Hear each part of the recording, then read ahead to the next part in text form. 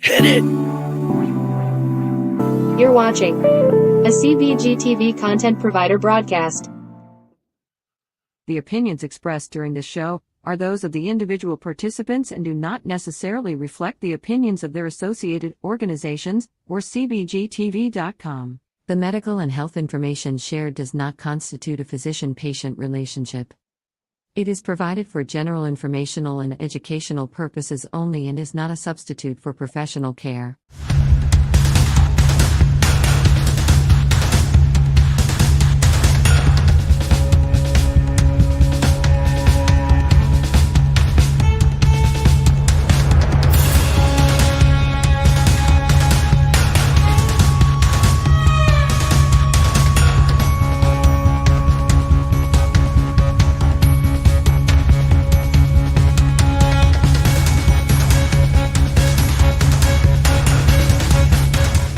You're gonna get so high because we're pot smoking. I said we're getting high because we're pot smoking. We're gonna get so high because we're pot smoking. That's right, we're getting high because we're pot smoking. Good morning, sunshine. How you feeling?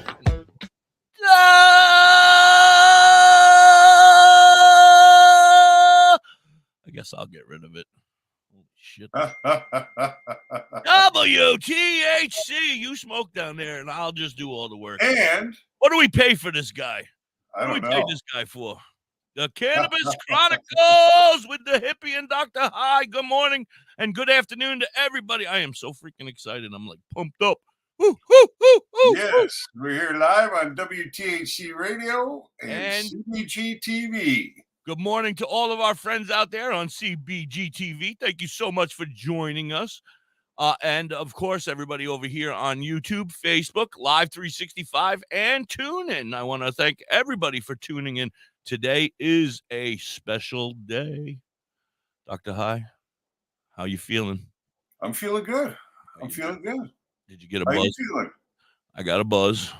You got a buzz, eh? Yeah. Nice. Does everybody else have a buzz? How about you, Frank? Raise your hand if you got a buzz. I'm sure Kay's probably high, and Tom definitely is high because he's smoking it up already. What's up, y'all? Smoking it up. Yeah. How's everybody doing? We're going to have a great time, I think. It's going to be a very exciting time. How was your night last night, Dr. High? Quiet.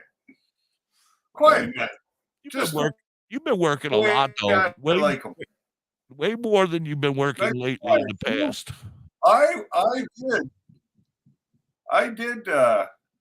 did watch your Halloween special, though. How was it, huh? Yeah. I don't know. Everybody wanted to get arrested at the end. Yep, absolutely. I wanted to be arrested at the end. And the pumpkins didn't win. The pumpkins didn't win. No. Were very nice pumpkins. That's there was some nice pot leaves there. Yes, and Crazy Lori looked good in her onesie and mask. Yeah, it's a little scary for me, but a little scary for you. Yeah, but yeah, our police officer. I ended up getting arrested and going back to the precinct with her. Everybody else, I'm out. Don't worry about it. I bailed myself out. I got to use it, Dr. High. Yeah. Hey, stop fucking playing around over there. Ken's just texted me saying they're struggling with. Well, it couldn't be anything that you're doing over there being frozen like that. No. Oh, she was hot. I agree, Kay. She was very hot. Unfortunately, she is married, so. But that doesn't mean she doesn't play. I don't know. Well, I don't know nothing. You could be married and hot, right? Just because you get married doesn't mean you lose your hotness. No. She's hot. That's what everybody said, man. That was what that was the overwhelming results of the chat. Tell Ken to come back in like he was, because I saw his box there. I just had to bring him up, I think. I'm just texting him back now. I just told him, just click the link in your email. I'm sure he didn't hear it because I'm not hearing what you're saying. Well, hopefully Ken and I can have a nice conversation. Yeah, no shit, eh? You'll be over there silent and quiet finally. Frozen still, man. Wake up. We're gonna get kicked off CBG TV just because you're damn. I don't get it. I am gonna get you. I am upgrading you from Temu to Wish Wi-Fi on me. Yeah. No kidding, eh? No, and you know what? I followed Garrett's advice this morning. When I was done doing all my things before I came that might be your first mistake. That might be your first mistake. Maybe, I don't know. Garrett had you all fucked up this morning. Restarted everything. Well, Garrett did make a small error because I sent him a new opening and he used the old one, not the new one. See? He's on his way out. Maybe I didn't send it to him. That might have been me. Yeah, who knows with you anymore? I don't know. Anyway, I see Garrett finally left. Oh, he quit. Oh, he just changed the spots on us. He's still got a little bit of that Halloween business going on, magically jumping around like the green leprechaun out there, popping around from side to side. So hopefully Ken can find his way back in. You know, poor guy's got to drive all the way down to the Walmart, like 35 minutes to join us. Really? Yeah, because he lives like right in the mountains, right, where he's got no reception or anything. Oh, man, I don't know how I would live like that. Yeah, he's got to hop in the car and drive down to the parking lot at the local Walmart in order to, well, it doesn't sound all that local, right, at 35, 40 minutes away. 5 minutes, that's a hike. Yeah. Yeah. Well, hopefully he's going to get good reception when he gets over there to the Walmart, and we're going to be able to sit down and chat with him. He should be here. Yeah, it'll be super interesting. Hopefully it materializes the way it's supposed to. Like I said, I just texted him back. But it's funny, he's on an Apple device having a problem with Chrome. Boy, do I understand that. You know? Well, thank you, Frank. That's very nice of you, Frank. Frank said it's worth it just watching this show. Well, thanks, Frank. That's pretty cool. It's real nice. If anybody has any questions before Ken gets here, or I should say Mr. Estes, he hasn't given me the permission to call him Ken yet. We're not. Oh, Grand Daddy Purp. I'm going to call him Grand Daddy. Yeah, he's my granddaddy. Yeah, if you have any questions about Ken or anything marijuana related. Hey, DoktorHigh, I got a question for you, sir, now that we're marijuana related. Okay. And Felipe came over yesterday. Felipe! Yeah, and he was talking to me about his plant, and he said now that we've flipped over to flower, should he not use the white light any longer and just use the red lights? You got to check the spectrum on that white light, because even though the light can appear to be white, it can be in a blue spectrum, a red spectrum, an orange spectrum. It's not detectable by our eyes, right? How the hell am I supposed to know? I threw the paperwork away a couple of years ago. Oh, well, then I wouldn't worry too much about it. Well, because supplemental light. Oh, that looks pretty red spectrum to me. No, those are just the red lights. Now I have another batch that's white that I had on yesterday, and I said, you know what? Maybe I should just be doing red because it's flowering and white. I don't know if white is appropriate for flowering, so I came to you, the expert. Well, they always appear white, and the flower lights. Well, that's not good. That's not good if I've been using them the whole time, though, because then it's in red the whole time, or it could appear white, but it's really red. No? Yeah, without looking at what the bulb says, you might be able just to take the information. Yeah, I'll take it down and look it up after the show, absolutely. But oh goodness, you do have a kind chin. This is so irritating. You know what's irritating? Being on the other side. Yes, watching you do this. Yeah, It's I very bet. irritating. Hey, I like bet. how our boxes with nobody, it actually has our names right under us and not, but Yeah, once that's somebody why. joins. Yeah, That's I why I know, I wanted to know. know the backgrounds, right? Because I was looking at We might have our to stuff make him on. and shrink him a little bit so when the third box comes in, they could still be seen underneath us, you know? Yes, Like when I that's bring up a third possible. box. I just didn't. I only tried to use my memory as a reference for where to place stuff. You know what I mean? I didn't realize how much room I needed or didn't need, or how big the background would take up. You know what I Oh, mean? So I no, I'm wasn't very sure. impressed. I'm very impressed with your But knowledge here. I just thought Now that our YouTube, like, because when you go on YouTube and you look at our videos, I just thought there needed to be some kind of cohesion, right, between them. yeah, So that's why I thought that this might work well. I think that if puppets didn't have such an issue with the background that you have over there, that green screen background, I would use it as well, but they don't work well They here. don't seem to catch your face, eh? The puppet, I'll be in and out, I'll be disappearing, it won't be enjoyable. So Like a magic trick. you get to look at my mess. The That's real life crazy. mess of the radio studio, yeah. So yeah, Why get is back to Ken not getting back to me? he's probably driving down the mountain. Could Oh, be. around Well, the no, I would have thought he had already been there. around the mountain, around the mountain for me. Well, chalk this one up to another L. I feel like we're the Jets over here. No, you guys won last week, didn't you? Because I remember you saying on Sunday that you were going to get blown out by somebody, and then afterwards you were like, "No, I just like saying that. That way, I'm hoping that the karma goes the other way." I'm always a negative Nelly. I always think the worst. This way, no matter what, it's always better than what I was thinking. So they're going to lose every week. They're going to get blown out. And then guess what? They beat the Eagles. And then this week they squeaked past the Giants. And we are now 4-3 and in 8th place in the playoff picture as of right now. That's crazy. You know what I also saw was the Detroit Lions are doing well.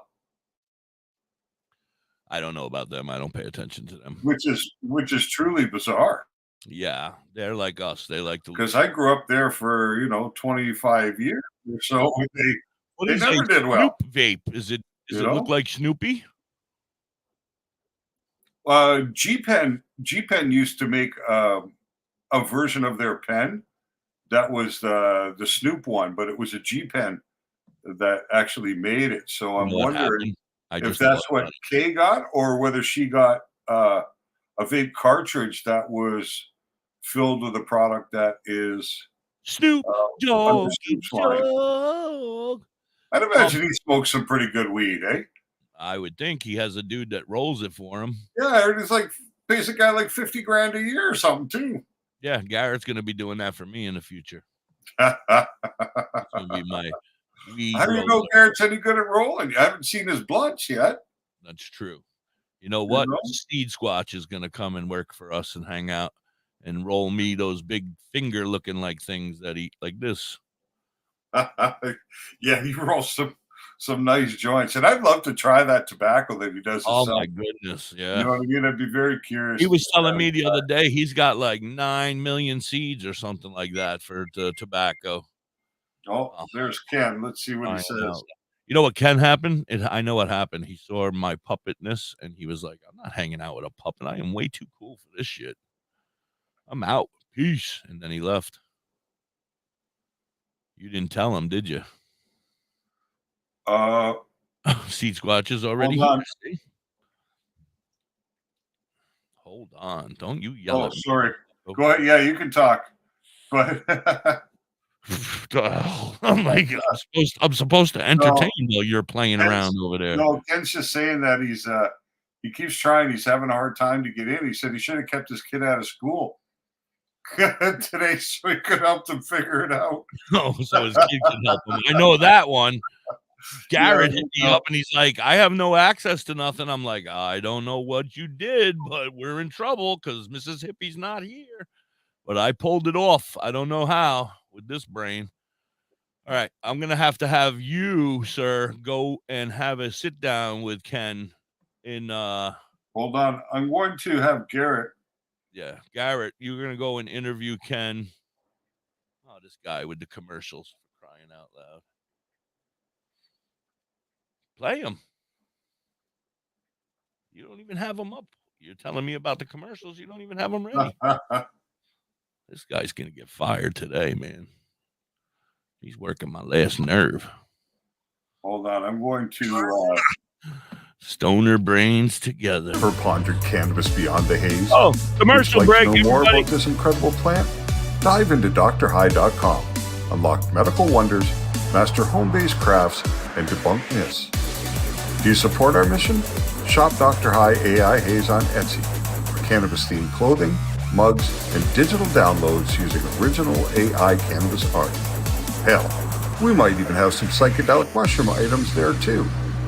We also have 25 books on cannabis and specific medical conditions available at Dr. High on Amazon.com. DrHigh.com, cannabis information, education, and advocacy. Announcing CBG TV's Bud Break book. Get your copy now. Detailed strain reviews. Every purchase supports the ongoing efforts of CBG TV. Available from Amazon and at cbgtv.com or scan the QR code. Garrett, I just sent you Ken's number in the chat. Say bye-bye to bottled water. Maybe you can Holistic give him a Health call Water and has walk certified you medical-grade through it, water ionizers that make 7 types of water, including healthy alkaline. You barely get There's the commercials a 5-micron going right. filter that lasts up to a year, and each machine lasts 25 to 30 years. Simply attach to your faucet or Don't install give me under the your finger, sink. you punk. Even get a mineral spa unit for your shower. Go to ownyourwater.org to get a free ebook. Plus, pay for any machine in full and get an extra filter free. Change your water and change your life. Yeah, Stoner Brains Water.org. but they might just confuse Discover you. the natural path to wellness at Tailored Herbs and Concentrates. Herbs? With a passion for holistic health, we are your trusted source for premium herbs and concentrates. Wait a minute, do they have weed? Our dedicated team is here to guide you on your wellness journey. Open 7 days a week, 10 to 10, ensuring you have access to what you need when you need it most. Tailored Herbs and Concentrates is located More at pot. 2941 Highway 11, Burnt Church, New Brunswick, Canada. If you need assistance anytime, I need assistance. I need weed. just call 506-871-4299. Tailored Herbs and Concentrates. Where all the potheads go. What was I doing? Hey, it's WTHC. Billy Blaze. Happy 420 to everybody. The holistic cloud. R.I.P. to my man Derek Crow. I want to give a shout out to Calligraphy. My dude Means, little homie Manuel Noriega, Big Just, Rossi, Jack the Apostle, the League.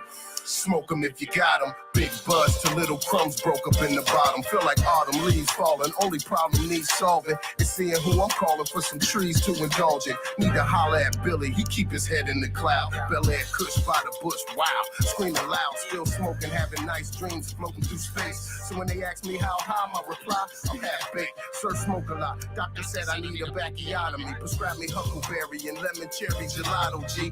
I take it back to rolling in the Optimo. Blowing smoke out my nose. Dropping ashes on my clothes till I doze off. I'm so fried, no lie. Got you afraid of heights, scared to look down. You so high. Cause when I split that shit, it's like I lit that shit in the crowd. Pass it around and let you hit that shit. Weed is all I need. Smoke that weed.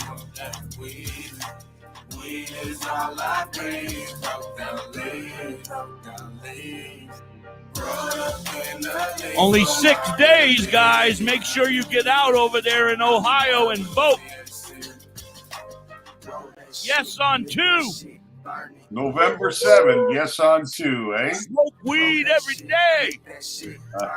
Roll that shit, make that shit, burn it. Roll that shit, make that shit, burn it. Roll that shit, make that shit, burn it. Roll that shit, make that shit, burn it. Roll that shit, make that shit, burn it.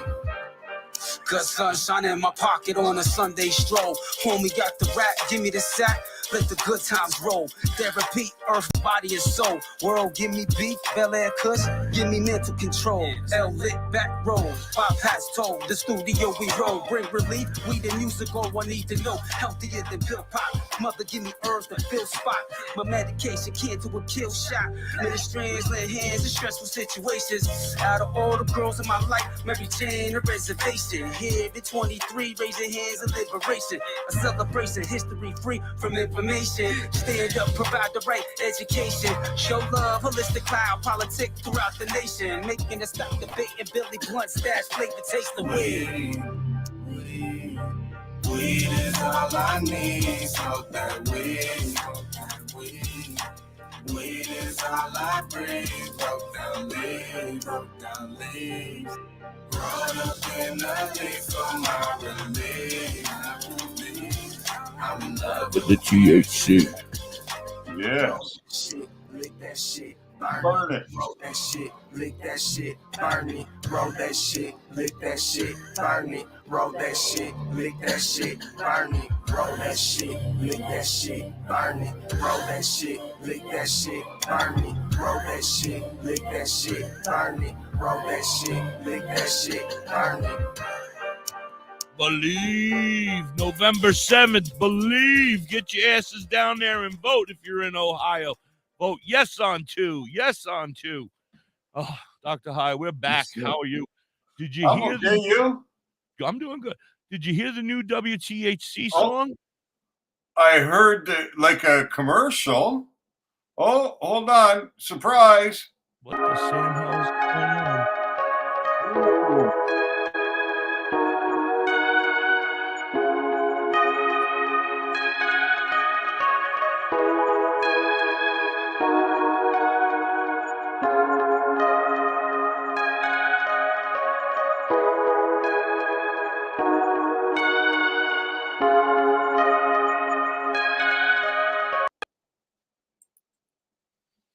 Woo!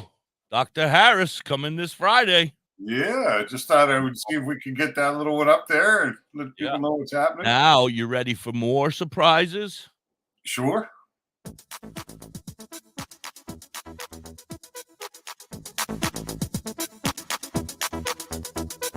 WTHC Radio is the perfect place for music and cannabis to come together. It's the perfect way to relax and unwind with the best tunes and the best bud.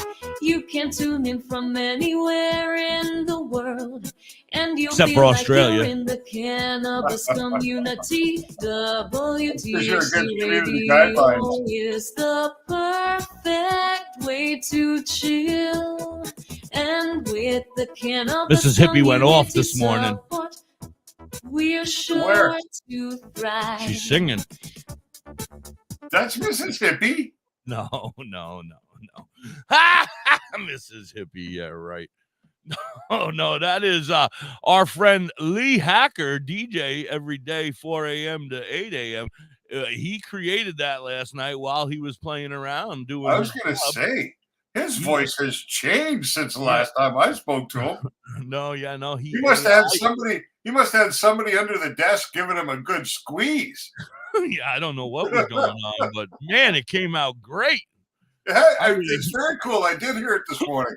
Yeah, he was playing around and he came in. He was like, "You want a good laugh, hippie?" And I'm like, "Okay, it's like 7:00 in the morning, but I'm not ready for laughing yet, but whatever." And then he said, "Go up and play that," and I hit it. I was like, "I'm not laughing, man. I fucking love that." And I'm like, "How'd you do that?" And he was like, "I did it like AI," and then I guess he found another page or something that He did it. Yeah, that you could pick out the voices and they turn it into a lyrics and then they turn it into a song and put a beat behind it. And there it is. So that's AI. Something to that effect. Yeah. I mean, I was very sleepy.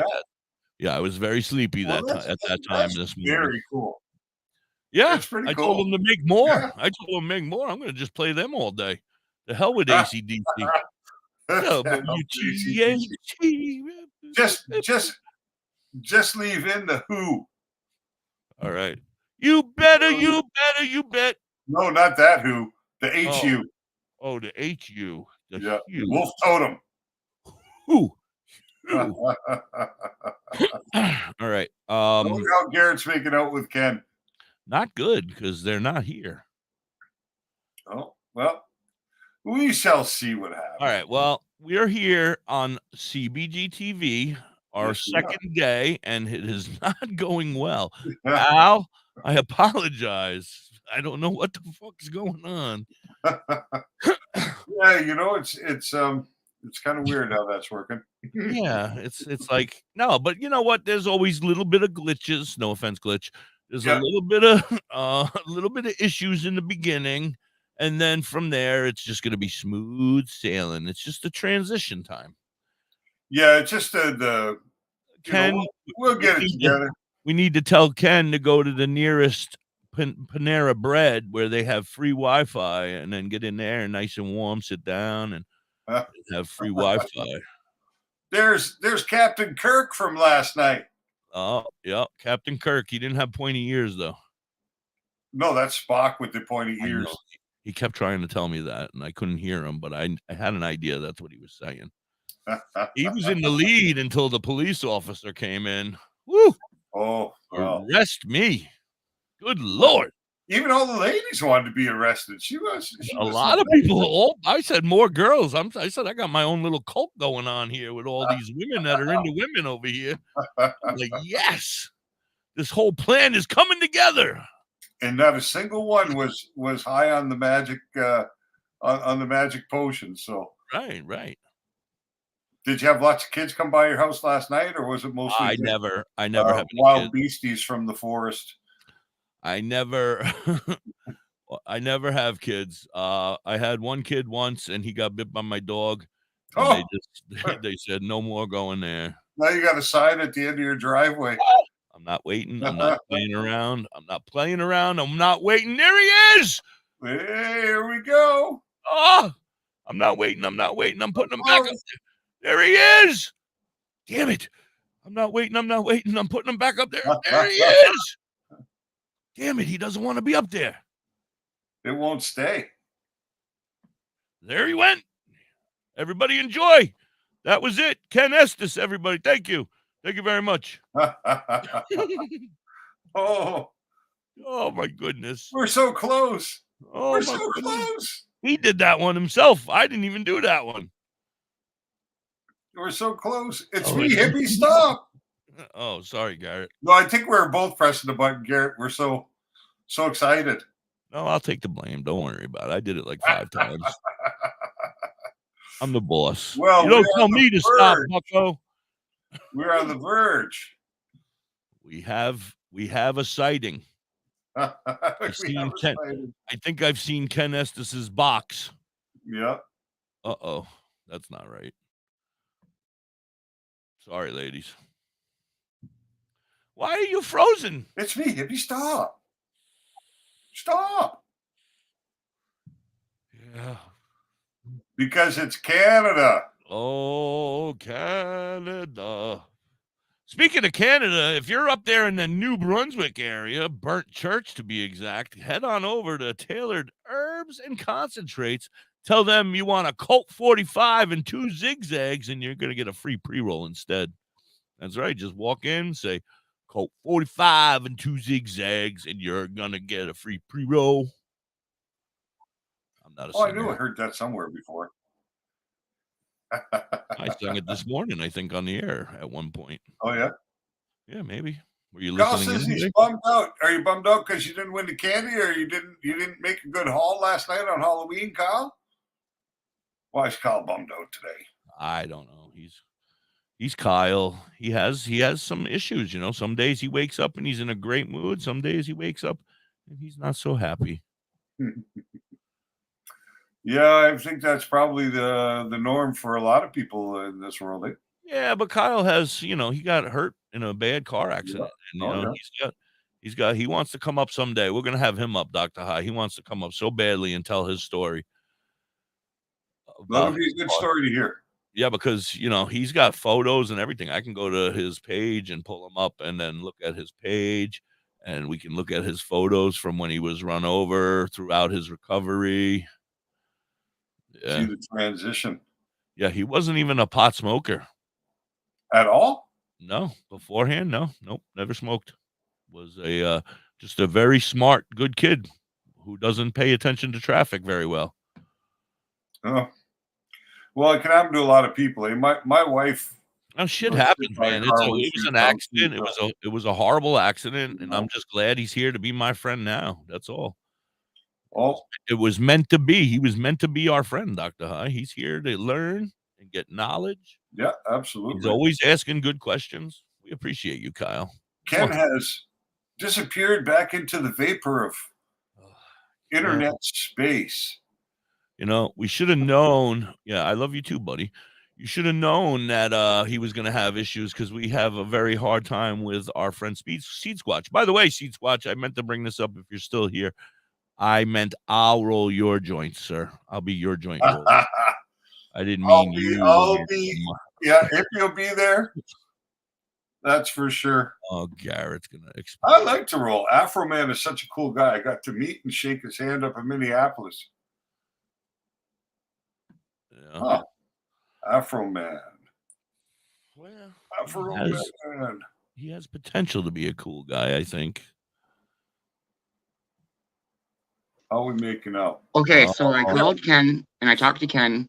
Yep. And we got him into the studio, but his camera wasn't working. Sorry, Hippie. I was the one pulling him back down because we were just trying to get his camera going. And you were like, fucking A. And I'm like, stop it, Hippie. All right, it's going on your write-up. It's fine. It's fine. I'll take it. Your monthly performance evaluation. That's fine. So. Oh, there you go. Now you flipped out. Yeah, my phone's being dumb now. But he's gonna restart his phone, and then he's gonna follow my instructions to try to get back into the studio, and then we're gonna see if it works from there. I'm sorry, everybody, for all the technical bullshit. He said it was working, and then all of a sudden, it booted him out, and then it kept. And like he has an iPhone, and I don't know anything about fucking iPhones, and so Me either. I do. So I had know a lot about them. They're garbage. Yeah, he's like, well, what does the Safari icon look like? And I don't fucking know. So I just Googled the Safari icon, and I was like, it looks like a compass. But he can't get in through Safari. He's got to go in through Chrome. Safari is not compatible with StreamYard. That's the whole problem. That's the whole problem. Come on. Yeah, that's why. I almost was just going to see about having him talk to you because I was like, I don't fucking know anything about iPhones. I had the mouth. The Google Chrome app. This is not a child-friendly show, man. His son Look, frustrating. I'm sorry. The Chrome app for him.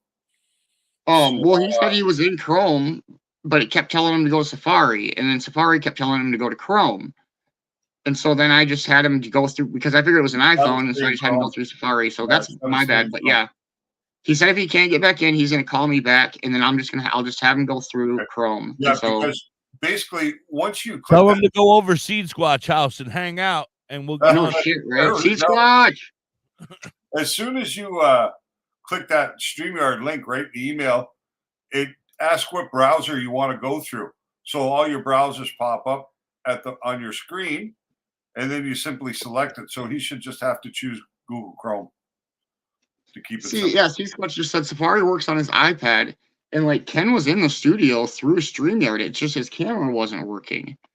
Yeah, no, I can't. So when I try to go on to StreamYard through Safari, it tells me that my browser isn't compatible with the StreamYard, so I can use Chrome, Firefox, or one other one. I don't remember what the last one is, but. And so, I told him, I said, follow my, I was like, we're gonna hang up, restart your phone. Follow my instructions or whatever. Get back to the studio, and if you can't, just give me a call back, and I will. And hey, sorry, I was looking at the phone.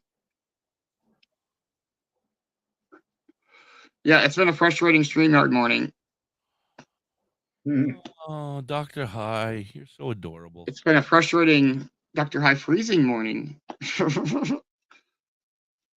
So. Yeah, hopefully he shows back up, or nope, sorry, Kelly. Hopefully he shows back up, or he calls me, and We'll fucking get him on the show today. Either way, even if it's for fucking 10 minutes, I swear, we're getting him on the fucking show today. Even if we can just get the audio. Right, yeah, that too. Oh, bye, Dr. High. Now we lost him. We're crying out loud. I'm Dr. High. No, I'm just kidding. Dr. Garrett, how are you, Dr. Garrett? Welcome in. Good, how are you, Da.Hippie? I'm good. Welcome to the Cannabis. No, I'm just kidding. I couldn't be Dr. High. The Cannabis Chronicles. So, how's everybody doing out there today? Sorry about all the bullshit. We had a really big show planned, and we were all fucking super excited. And then, yep. What do you do? We're trying. I'm going to play a song. These guys are going to join me in Envy on November 6th, Monday. Why am I glitching out like this now? Monday, November 6th, we will have Bonsai, formerly known as Taco in the pre-rolls. Great job, great Chris. Taco and the Mofos. I'm gonna get you high today. Marijuana mixed in memory.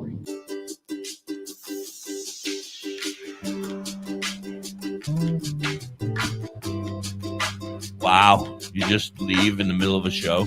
Did y'all miss me? Just come back? Yeah. My name's in the title, so I'm allowed to do that, no? You missed it. I was trying to be you, but I didn't do a very good job. So Kelly is heading to the dispensary tomorrow. Me too. Which dispensary are you heading to? I want to get high with you. Who is this, Hippie? Got the zero. Oh, thank you, Chris. Me know where I keep my pre-rolls. All night I got a lighter cause I wanna get high with you. Before I take another step, I wanna get high with you. I got a pocket full of, I got a pocket full of, I got a pocket full of, I got a pocket full of, I got a pocket full of, I got a pocket full of, got a pocket full of, got a pocket full of. Wait, Garrett, he's not listening. Got a pocket full of, got a pocket full of, I got a pocket full of, I get high with you. Today might be a bad day. I will pick you a flower. It's okay. All the stress just throw it away, and in the wind we're gonna blow that J. And this right here is just a matinee. Later on tonight we demonstrate, bumping sold out in a black Chevrolet, and I'm the man when I walk in the place. You like sunflowers, right? Well, they want you to pick you a flower, Kelly. I'll pick you a flower. Which dispensary again? See, and Tom missed me too. Chris missed me and Tom missed me, so that's a good start. I got a pocket full of, I got a pocket full of, I got a pocket full of. Wanna get high with you. Wanna get high with you. That's all of you guys over there in the chat. I want to get high with all of you. We want to get high with the world, Hippie. We want to get high with the world. We want the world to get high with us. One person at a time. That's a lot of doobies. Hold on, Al's sending me some information here.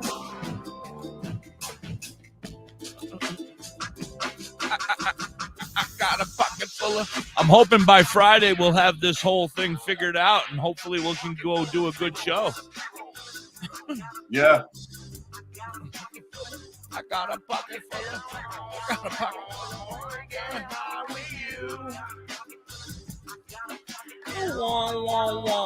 Wanna get high with you.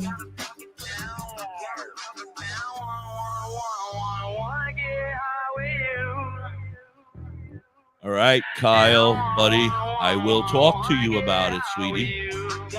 Don't make me come over there into the chat.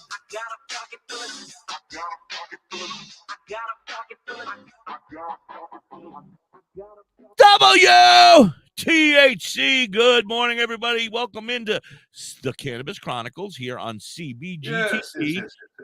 I am so thankful for CBGTV for allowing us to be over here. I don't know where Garrett went, so I'm going to try to figure out how to run our next set of commercials. Are we ready for them? They probably do. All right, Dr. High, hold on to your seat. I think we're going to get thrown to the side here for a second. Hold on. All right, I'm ready. Hold on. Now everything's getting messed up.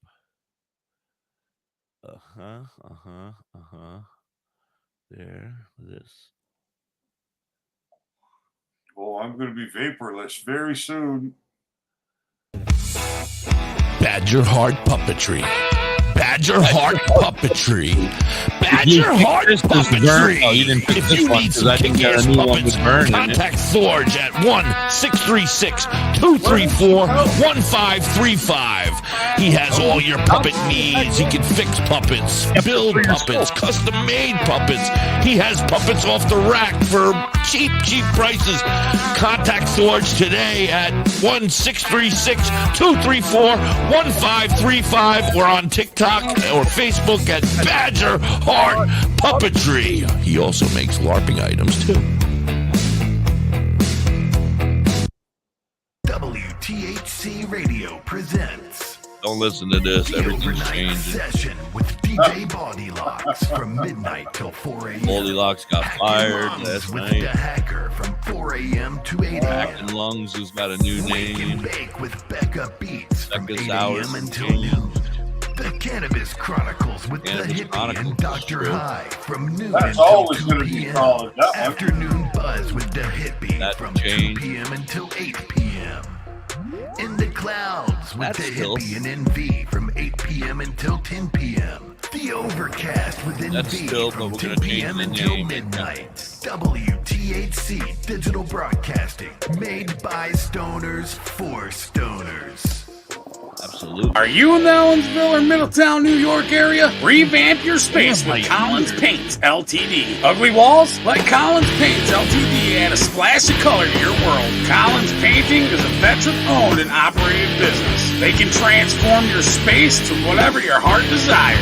Say goodbye to the boring beige and hello to possibilities of bright and vibrant colors. The Collins Painting team are a group of skilled professional painters who will turn your vision into reality. Call Collins Paint Ltd. today to get a fast and easy quote. Available Monday through Fridays, 8 a.m. to 5 p.m. Saturdays, 9 a.m. to 5 p.m. Call them at 845-869-8176.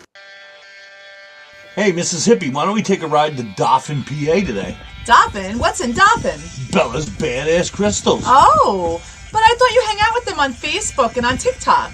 That's only on Mondays, Tuesdays, Saturdays, Sundays. Today I want to go there and pick up all my great finds. That sounds like a great road trip. That's Bella's Badass Crystals on TikTok and Facebook, but you can also find them at the top of the mountain in Dauphin, PA. They are badass.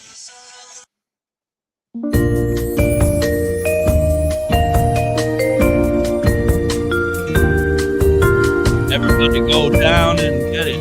www.cbgtv.com now. WTHC. That's it for the commercials. If I knew how to get them down, that would be helpful. There they Just go. hit remove. I did it. I figured it out. I have 17 boxes down here. I had to figure out which one was the right 17 boxes. You don't count them? 1, 2, 3. I only see 6, but 5, well, 6, 7. Kyle, I was just looking at the comments, and Kyle says that he really wants to go on the show, and we need to think of a time. So while Hippie was playing the commercials, I was trying to figure out a time, Kyle, for you. So I've come up with November 9th from 12:33 to 12:37 p.m. Right. November 23rd from 1:06 to 1:11 p.m. And right. December 18th from 1:59 to 2 p.m. That's not a good day. That's my sister's birthday, so I'm not going to be able to be here. You're not going to be able to be there for that? No, yeah. So those are the 3 dates and times we have, Kyle. If you want to write them down and ponder which one would work best for you. You're giving them the whole 4 minutes? I'm sorry, Kyle. I'm just playing. No, we're going to talk to you, buddy. We're going to get you up. Yep. All right. I you know what's funny is I said I'm going to go and look up some stories so we have stuff to talk about with Ken Estes. And Right. Then I didn't. Trust me. When we get Ken in here, you won't have to look anything up to have a conversation. This guy knows. And then I said, I'm not going to look anything up because we'll have plenty to talk to Ken Estes about.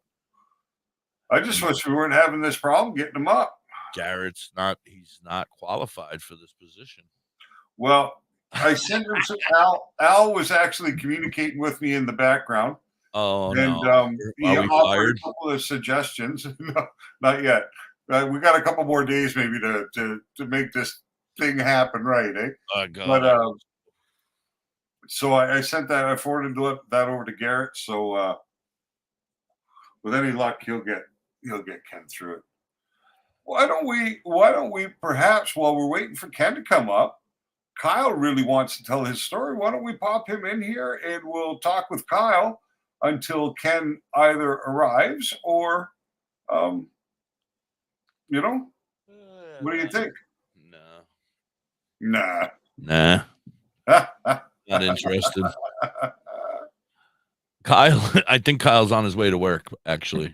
Is he? If he's not, I'm all about it. Are you on your way to work, Kyle, or are you sitting at home? What's going on? Because it would be interesting to know about your journey. I know that you spend quite a bit of time with us here on the show, and now would be a good time to talk. You're on your way to work, or yes, you're at home? Yeah, see, I was just going to say yes. Yes, I'm at home. Yes, I'm on my way to work. Yes, 12:06 to 11:11 p.m. works good for me. On the 18th. Oh, so head to work. Oh, all right. Well, you had your chance, buddy. You're out of luck. Just kidding, buddy. Curly Kel wants you to look up her dispensary, bro. Why don't you do that for her? Well, I asked Curly Kel which one she was going to, and she said she doesn't know. She wants you to find all 3 and find out which one has the good flower. That's a lot of menu to go through. Then I got to look through 300 choices. Very difficult to make one. It's just flower. It's just flower. It's not like she's going for a whole bunch. She wants a good hybrid that's going to get her high and give her a little bit of energy. And I think a sativa leaning hybrid also, right? Yeah, that's what she said. Something with that gives her a little bit of energy, but doesn't give her that anxiety. The other side is making her too sleepy. Okay, give me the name of one of them, Kel. Cure Leaf, she said. Probably Cure Leaf. Cure Leaf. Cure Leaf. In Hudson Valley, right? Yeah, somewhere up there. Categories. Flower. What do they got? I just wish, you know what I mean? Because you see that the labels contain all the information you want, right? The cannabinoids, the terpenes, all that's there. But unfortunately, when they put these into the, when they put these in here, they don't this one's not bad. They got quite a bit of information there. That's not bad.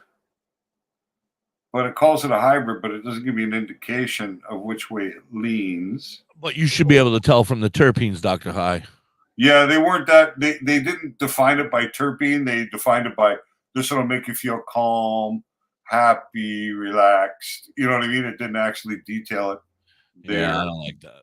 I've had that brand before. Calm. And is that an indica? It was a hybrid, but it didn't show which way it leaned. So, and the other thing I'm finding here, which is a little bit bizarre, is that here I'm looking at lemon drip flower by Cure Leaf, whole flower, that says it's 18.82% THCA and 17.6% THC. Dude, that now, based upon that, you have a total like THC of over 36%, which is really not amazing. True. You know what I mean? Oh, no, it's amazing. Amazing. Yeah, it's almost beyond belief. It's so amazing. Why did they do that, Dr. High? I don't know. Is it just fake? Is it just fake news? Well, it just doesn't make sense, right? And then here, when you go in and look at the well, you know what I'm thinking, Dr. High? What's that? Let's get the phone hooked up and you can call them and ask them. Yeah. Oh, now we could do this. We could have fun with this. Could we not have fun if we could set up a phone line? I can. I'm just call dispensaries.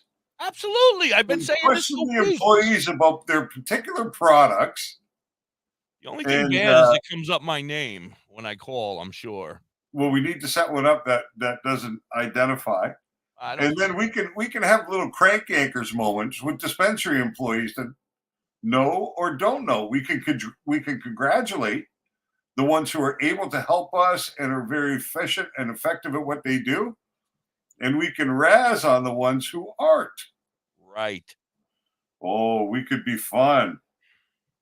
But see here, this is so deceptive, right? Because if you look at it, this lemon drip flower, which is a Cure Leaf product, it shows hybrid 17.6 to 21.27% THC. And then it says 18.82% THCA. So if you go with their highest numbers, now we're approaching 40% THC, and it's just flower. All right. You ready? Give me the phone number. Oh. Hold on. 518. I'm looking for contact us. 6551. Oh, do they give a phone number? I'm not seeing a phone number.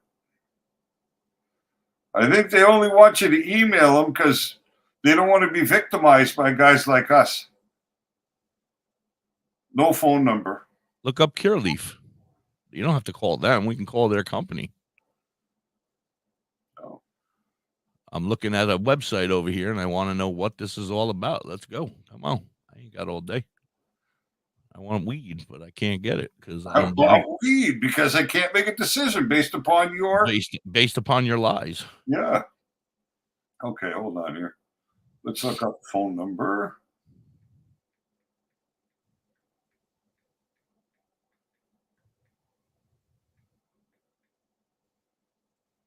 Cure Leaf. Okay, so more locations. Hudson Valley, 1-845. Hold on. I went too fast. 845. 762. 762. 0110. Well, Kelly, it's not about the New York flower not being good. It's just about the website being not able to be read. Yeah, like not being able to be understood. Filled with misinformation. The way it's done, right? All right, I'm pretty sure when I hit this button, you're going to hear it ringing. You're talking.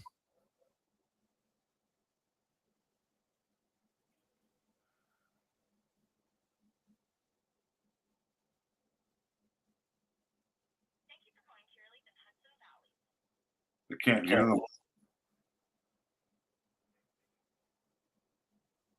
Yeah, it didn't work. Hold on. It was an answering machine anyway. Oh.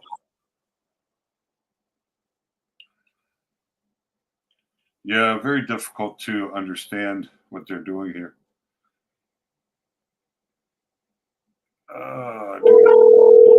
There you go. Can you hear it? I can hear it. All right, you're on.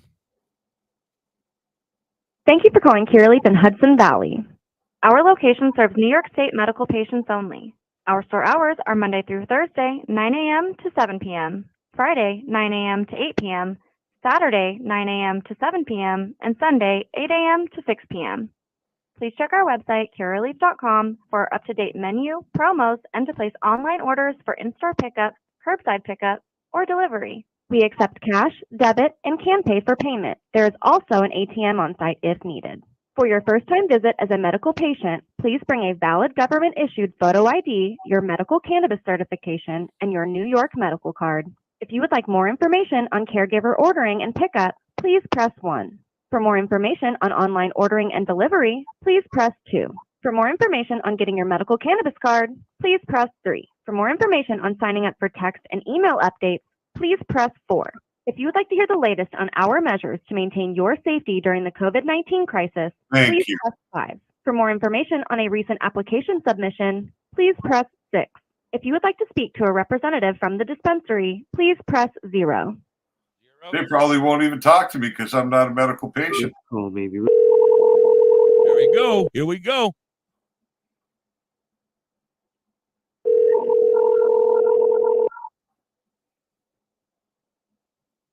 You are at queue position 1 in the queue.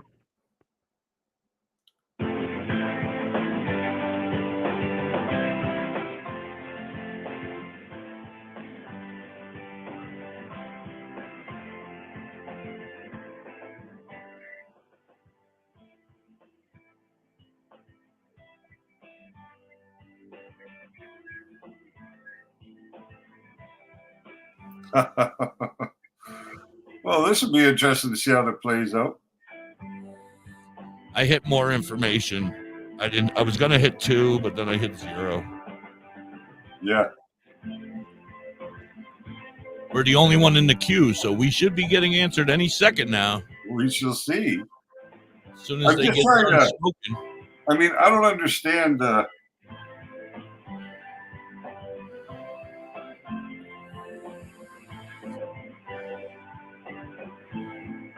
I have a name. It's Da.Hippie. He has one. It's DoktorHigh. You are at queue position 1 in the queue. In the queue. Yeah, hi, you're on live with the Cannabis Chronicles. Hudson Valley, how can I help you? Yeah, hi. How are you today? Not so bad. Yourself? I'm doing okay, thanks. I'm trying to help out one of my family members. I'm actually a cannabis educator, and I have a family member that comes to your dispensary as a patient. And she asked me if I would take a look at your menu online and help her determine which product might be the best for her when she comes in tomorrow. And I'm wondering if you could clarify something for me. I'm looking at your lemon drip flower, and as I'm looking at the details, it's showing that it's a hybrid, but it doesn't indicate whether it's a sativa leaning hybrid or a indica leaning hybrid, and there is no terpene information that I can see on the website. So I'm trying to figure out, first of all, if you can tell me whether it's an indica leaning or a sativa leaning hybrid, because she doesn't respond well to the indica hybrids. Okay. While I want to address first and foremost that our website doesn't, for the most part, display terpene info. That is going to be a feature coming soon. The website is going through a lot of change right now, but it has not yet been implemented fully. Okay. As far as that lemon drip, I can actually tell you just off that one is in particular is a dominant hybrid. It is a sativa dominant, hence why they would call it lemon drop, right? Because it's probably higher in limonene and it's more citrusy. Yes, I do believe that one's pretty high in limonene. Perfect. The other question I have for you is that as I'm looking at the numbers here, it's showing that the THC range is between 17.6 and 21.27% THC. But then it also has next to it THC at 18.82%, which is a bit confusing, right? Because that would really make this strain, total cannabinoids, somewhere in the 36 to 39% range, which we know is probably not the case. So would you be able to give me a better idea of the actual breakdown or how I'm to read on the website that information? So the website is, this is the easiest way to say it. On most of those products, they show the THCA value. Sometimes it will be just a single number, and sometimes you will have a small range. And what that means is that there are multiple batches in stock. Yeah. If it just says THC, you definitely take that as pretty close to true value. It was decarb tested, and that's usually what that means. Okay. However, a lot of products aren't going through a pre-decarb in this page anymore, so that they can just display the THCA value. Right. THCA and THC are the exact same thing, two different stages in their life cycle. Yeah, absolutely they are, because they all convert. Just THC hasn't dropped the carbolic acid yet, THCA, and which would happen over time, right, through the drying process and that. So you always have a very small percentage of THC. No, not through the drying process. The decarb process is a little bit, because the decarb process, when you're talking about, happens when you set it on fire. You can decarb it in the oven and use it for purposes, but the decarb process does not happen over time. Okay. Let me say this the right way. It happens with temperature. You have to get, like, cannabis products over a temperature. Like, I make edibles sometimes just for fun, and I use concentrate products to do that with. Yes. And with those concentrate products, because they're not pre-decarbed, the very first step is to put them in the oven, and I'll usually do 450 degrees for about 30 to 45 minutes. Yeah, because they're not activated yet, because most of the processing of concentrates is done under cold conditions, right, or under vacuum, where the conditions. Yes, either done under cold conditions or done under chemical conditions, which create the cold. Exactly. All right, then. I appreciate your help today. Thank you very much. You're quite knowledgeable, and I will continue to look at your website from the way that you suggested I read it, and I will advise my family member, and they'll see you tomorrow. Thank you so much. Absolutely. I do actually want to give you one more little piece of advice real quick before. Please. There is another website that I will send you. It's called allbud.com. Allbud is a third-party website. They are not all directly affiliated with Curaleaf. However, it's one of my personal favorite resources, finding out very specific certain strains. So what you could do is go straight to Google or straight to the Allbud website and just type in lemon drop strain. It will not only bring up that strain's genealogy, tell you what its parent strains are, but it will also usually tell you most commonly testing terpenes are. Perfect. Thank you very much. Have a great day. Nothing else for you guys? Yeah, no, I appreciate it. No, your time was excellent. Thank you so much. Anytime at all. You guys have a good day as well. Bye-bye. You too. Thank you. You were supposed to rip into him. Well, there wasn't really too much to rip into him on. You know? I don't know. Mislabeling still. I feel like that's not right. Well, the way he explained it, they're not really mislabeling, because when you talk about cannabis is tracked by batch number, that's 100% true.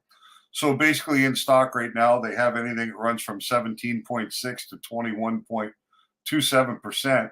And when they're showing that 18 and change THCA, in the 21.27% batch, you could really have that 18% something THCA and then the other 3% be THC, right?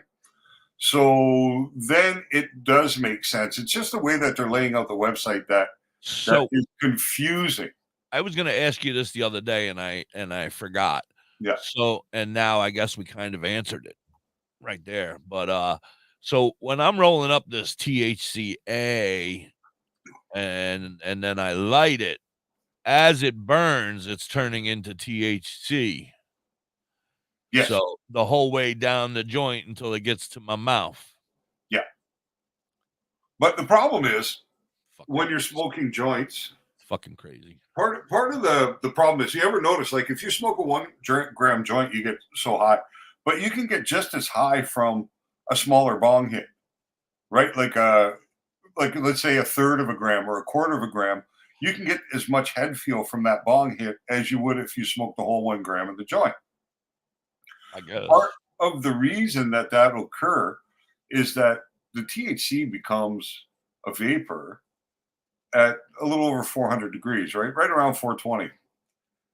But the heater on the joint is more around 700 degrees.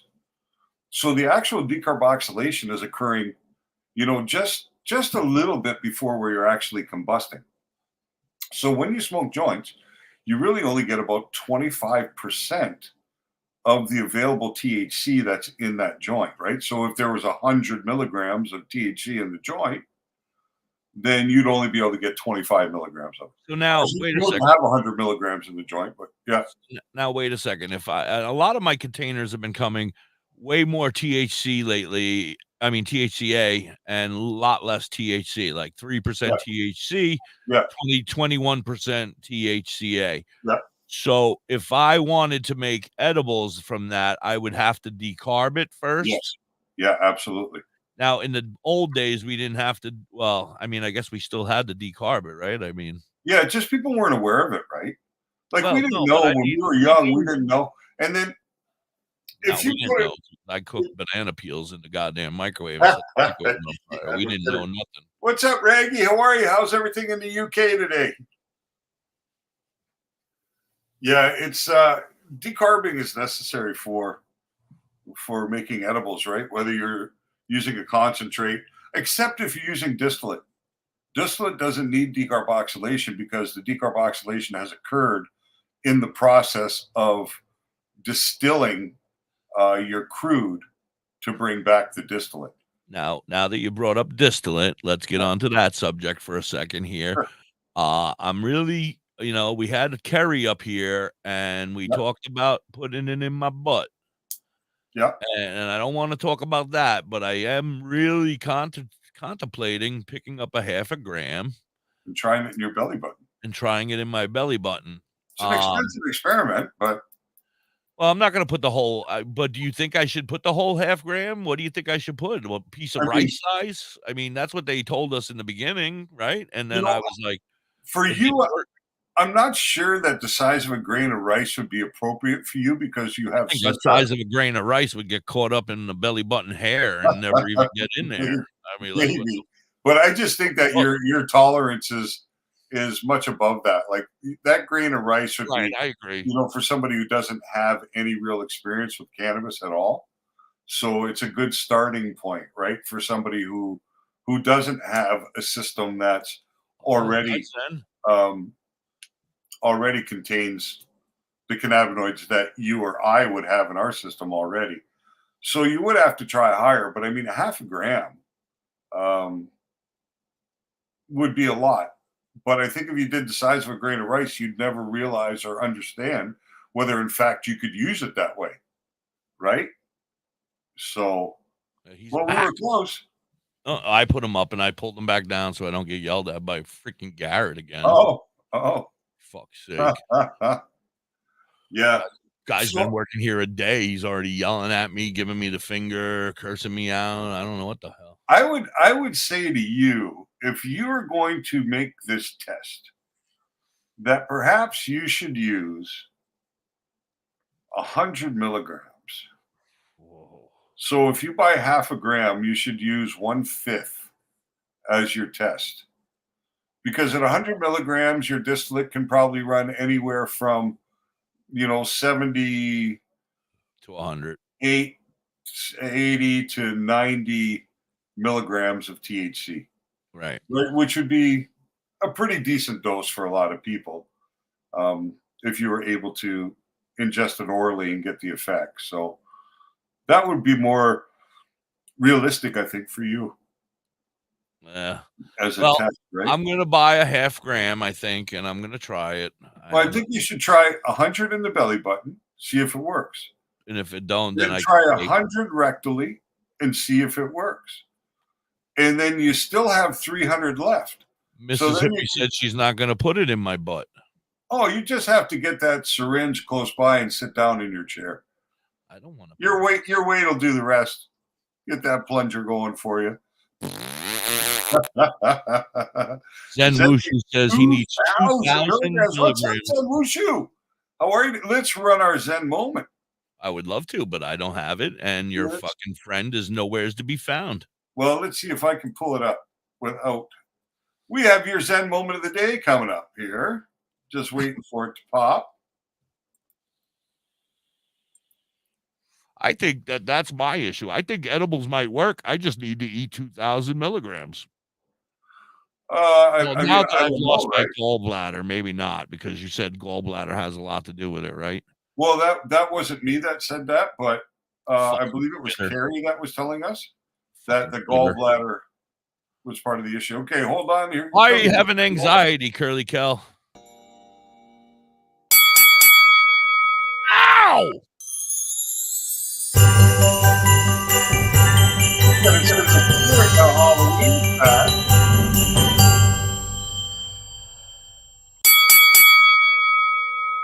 This a why you them ganja, ganja, ganja. High grade ganja, ganja, ganja. It's a bong ganja, ganja, ganja. Smoke sensitive media. This a why you them ganja, ganja, ganja. High grade ganja, ganja, ganja. Yes, boss. Yes, boss. Yes, boss. Yes, boss. ポリスヘリコプター見下ろすマリワナ。南向きの斜面に沿って取り締まるんだ。浄化スモーカーまた効果スモーカー大人になりきれないアイマストーナガンジャマン俺はガンジャマン煙に今の真実をそうやねんガンジャガンジャガンジャハイグレードガンジャガンジャガンジャ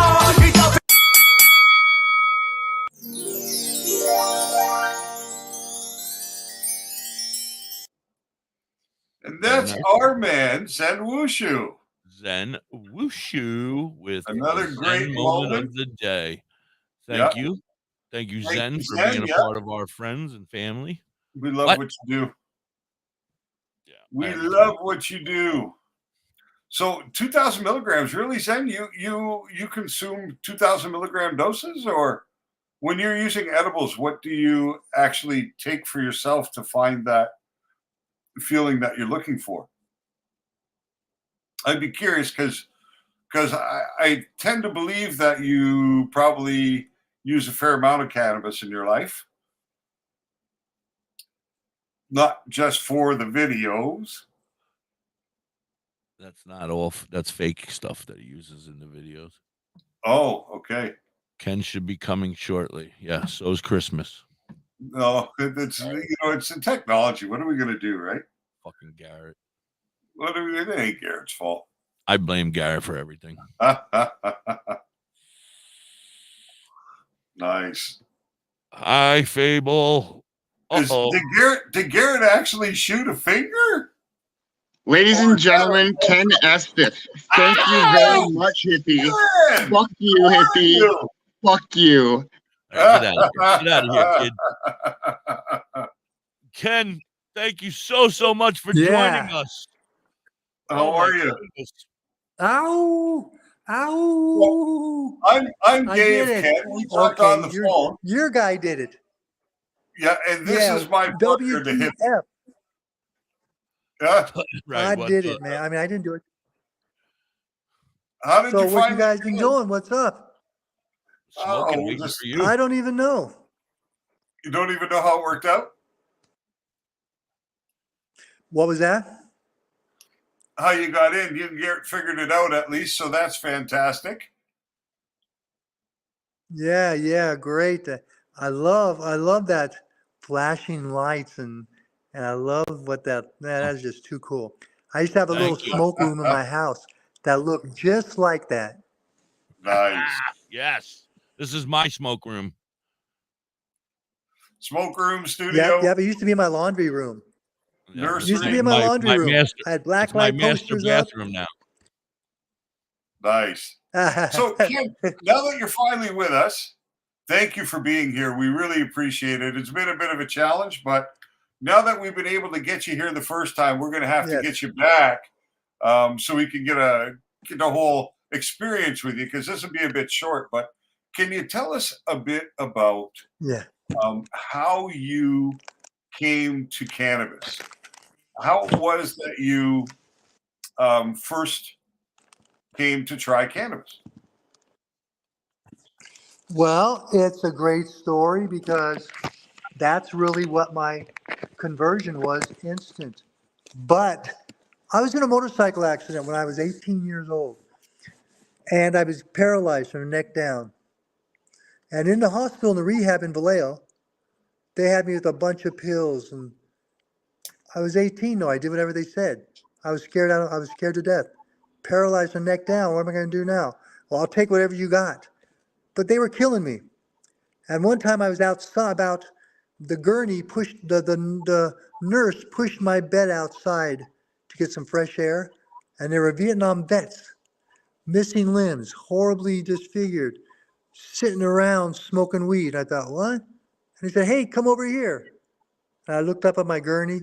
I looked up at my nurse. He said, yeah, why not? And I thought to myself, why not? I'm taking all these pills. So I went over in that circle and they passed me my first joint, 1976. And I took a hit. My life changed. I said, what are you guys doing? You're killing me here. In fact, I told the nurse, push me to my room. Thank you, everybody. Push me to my room. I went right to sleep. First time in 6 months, I slept early, slept all night, woke up in the morning, and what do you think I wanted? Another opportunity to try that magical plant. Good afternoon, Mike. Well, I found out, I really found out that when you're suffering and you're ill, you need two things to recover: sleeping and eating. If you can't sleep and you can't eat, you're in trouble. And that was really where I started saying to myself and telling others, this herb is medicinal. Yeah, right. Your weed's medicinal. Oh, brother, no one took me serious, except nurses, except seriously disabled people, because they knew. They knew already. Anyway, that was the first time I smoked. I have smoked ever since. In fact, they thought I was going to an old folks home. And once I started smoking, I started getting some confidence and I think I can live like this. I used to go out in the parking lot and hide between cars. Finally, my friend came and picked me up, and I just left the rehab. I'm not staying here. I got my own apartment and learned how to live like this. And cannabis was my best friend. I've had some great dogs that were my best friends, but between my dogs and cannabis, I've been in love ever since. Well, the cannabis probably allowed you the opportunity to actually interact with the dogs, eh? Hey, dogs love cannabis too, unless they eat too much. One time I thought my friend stole my weed. I said, wait, you took my weed, where's my weed? And then we found his dog passed out in the backyard. I said, oh, your dog ate my weed. Now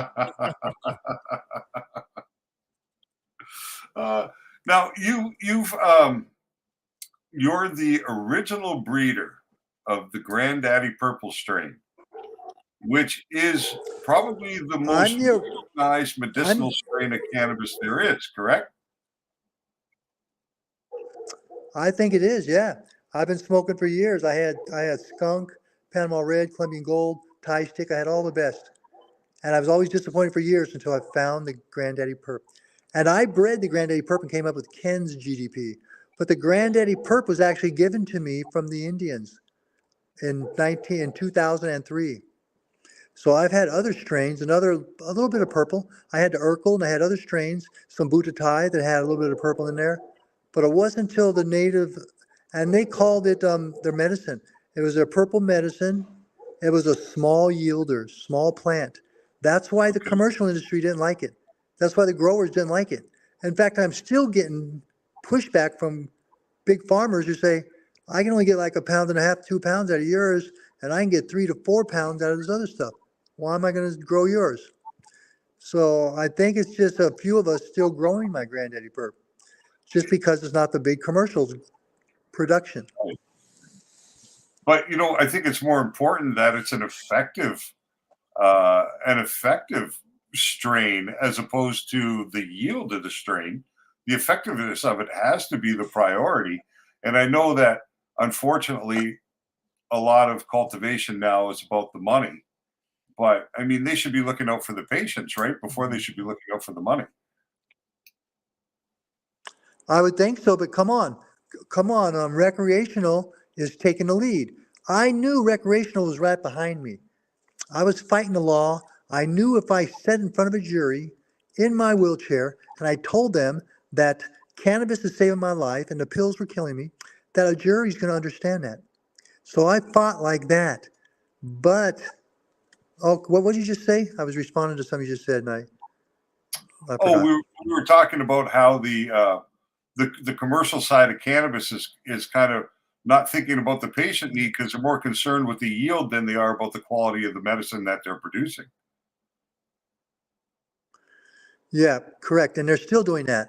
I have a couple people I work with big farms, and they say, well, we don't really want to, we'll grow a small batch for you, but we're not going to do a lot because it's not a big yielder. And it's just, it's just the same thing. It's been going on for years. So that's, when I got the Grand Daddy Purp, I knew what I had. I had the best medicinal strain out because I'm a smoker. I know weed from Canada to Amsterdam and back, and I knew all the players, Ben Dronkers and everybody. And so when I hit that pot, my life changed. In fact, the night I got it, here's how I got the Grand Daddy Purp. I just sold 30 pounds and I made $30,000. And I went over to my friend's house, Charlie, at midnight to celebrate. And right before midnight, I saw him coming out of his house with his wife and his 3 kids. And they were in tears. I said, dude, what's up? And then some bankers, some suits came out. We're behind on our house and they're taking our house. I said, oh my God, how much you owe? 29,000. I said, dude, I just made 30 in 2 hours. Tell the bankers to come here. And I was convicted. God said, pow, I'll pay that. And it saved their home. And 15 minutes later, they were walking back into their house. The next day, Charlie calls me and says, Ken, the medicine man up here wants to give you something. I said, what? Some bomb purple. Ken, it's the best. And I thought, okay, all right. I'll be up there. When? I went up to right across the street from Bembo, up there in Garberville. And I went up there. In fact, I used to have property on Reed Mountain that the feds took, but that's another story. So I went up there and he brought me up the first pound, and they were having a ceremony down there. And he says, I mean, they want to thank you for you helping me and my family, but you can't, there's no white man that's been down here to the ceremony. So you can't come down here, but we'll bring you the pound. Brought me the first pound, shined a bright light on there, bing, in my truck. I said, oh my God, what is this? I opened it up. The smell was Grand Daddy Purp. You know that smell. So unique. The terp of the century. I love that. Chocolate, fresh coffee. It's just beautiful. So then when I tried to pull the bud off, it was like Velcro, all stuck together. I could have held the corners of the bag and let that pound roll out. It was like a bowling ball. Then I said, but, I don't know. A lot of things look great. Let me sample it. I took out my little glass pipe, put in a little bud, lit it. Oh, the flavor, the high instantly. Oh my God, I knew that I had something. I went down to the Bay Area and I emptied out all my gardens. We're only growing this. People said, you're crazy. We're only growing one strain. That'll never work. Grand Daddy Purp took over Oakland, the Bay Area, for 10 years. I remember all the fighting on the streets in Oakland, right over there by Coliseum, right, and now every single building down there is a cannabis grow. But I remember that these guys quit warring. The streets quit fighting. Everybody realized they could grow Grand Daddy Purp, they're going to make more money. So everybody ran back to their warehouses, back to their houses, and started growing Grand Daddy Purp. And it blew up in the Bay Area. I mean, I got lucky. I didn't know that was going to happen. But I knew that I found the best medicinal strain. So that's one of my Grand Daddy Purp stories. Oh my goodness. Well, that's super cool, eh? That's awesome. Yeah, that's amazing. Holy shit. And then you've gone on since then to crossbreed Grand Daddy Purps to other things and create new medicinal strains that have won some cannabis cups, no? Correct. Yeah. I've won about 14 cannabis cups with Candyland, Grand Daddy Purp, Ken's GDP. It's been going on. Yeah. I was just lucky, man. I can't believe it. As a young man reading High Times, and now I'm on the cover of High Times, and now I'm inside pages of High Times, and now Grand Daddy Purp is this. I mean, it really turned me into a legend in the cannabis industry. Yeah. Before that, I was really an activist. I fought for disability rights. I fought for cannabis rights because I knew that cannabis should be for the people and for the patients at least. With your dying, you want some good, strong oil. If you're suffering, you know who first fought this movement? Were AIDS patients in the 80s. Yes. I joined them in the fight. Yeah, And I I was was like the working only in a hospital. heterosexual. Every time Yeah, I was Go ahead. working in a hospital, and I remember them all talking and fighting for in that early 80s, late 80s, and they were fighting for the marijuana cause, and I didn't even recognize what they were doing. But yeah, now that you mention it, yeah. Well, I mean, there are some benefits Yeah, of they cannabis. started it. Yeah. Yeah. For AIDS because of the Oh, they're weight big. gain syndrome and things like that, right? So good to stimulate the appetite, allow people to sleep, help them deal with the anxiety of the situation, right? I mean, that was a horrible thing to get AIDS back in the early 80s. It was a death sentence, you know?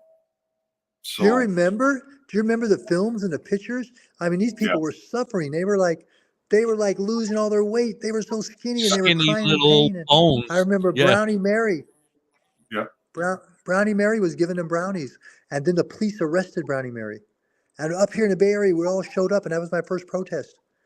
I went out to San Francisco, and then Brownie Mary spoke. And then, who was that great attorney in San Francisco? Well, there's been a few, but Tony Serra. He was the marijuana attorney, really. And Tony came out to the media and said, we found a law from 1900 whatever. We found a law that says if you have a substance that works for you and your ailment and the government hasn't legalized it yet, you have a right to it. It's called the patient's rights or something. Anyway, I remember the article that they wrote about in the paper because I cut that article out because that was like telling me, hey, this is for patients. Medical Necessity Act. It was the Medical Necessity Act. So I actually turned that into the first cannabis card ever. I laminated it and I carried it in my car. And a few times, because I was a trapper. I hauled weed up and hauled weed down. That's how I made my money. And so I want to make sure if I got pulled over that maybe I can talk a cop into realizing this is medical by showing them that card. Right. And it actually worked twice. But then a couple other times they took me in jail, yeah. But it did work a couple times, showing a cop and watching him say, well, if this works for you, I'm going to let you go. One time they pulled me over and said, your car really smells. I said, you have weed in there? I said, yeah, right here. I opened up the middle container. And he said, give me that. And I gave him like 3 big nugs. I thought, those are choice Grand Daddy Purp nugs. I didn't say that. I thought that. But I watched the cop in my side mirror. Go all the way back to his car. He came all the way back to my car and handed me a baggie with my buds in it. Said, here, at least keep them in a baggie. Keep it fresh. Isn't that something? Oh, the stories we could tell. And if this all blows up and goes to hell, I want to know what the ones that take it with them. Some hotel. The ones they make me crush it on the ground. Oh no, I'll tell you that. No, dude, I can tell you about that. I went to court in Concord. They stole 22 pounds of purple from my house in Concord. So I was going to sue them. We went to court. The judge said, okay, I'm looking here on this paperwork and it says 2 pounds. You only have 2 pounds. And my attorney stood up and said, no, 22 pounds. And he says, right here, it says there's only 2 pounds. But it's written down 22. The judge hit his gavel on the desk. Case dismissed. Yep. Yeah, what are you guys stealing my fucking weed? What, did you have a big cop? You have a big cop birthday party and you had to have the GDP? No, that happens. So, of course yeah, they do take. They do take your weed, yes. And they $10,000 in the bag with his cannabis when they did the inventory in court. The $10,000 wasn't mentioned. My friend says to his lawyer, "Hey, 10 grand in there." You know what I mean? And this come up in court, and right away it was dismissed.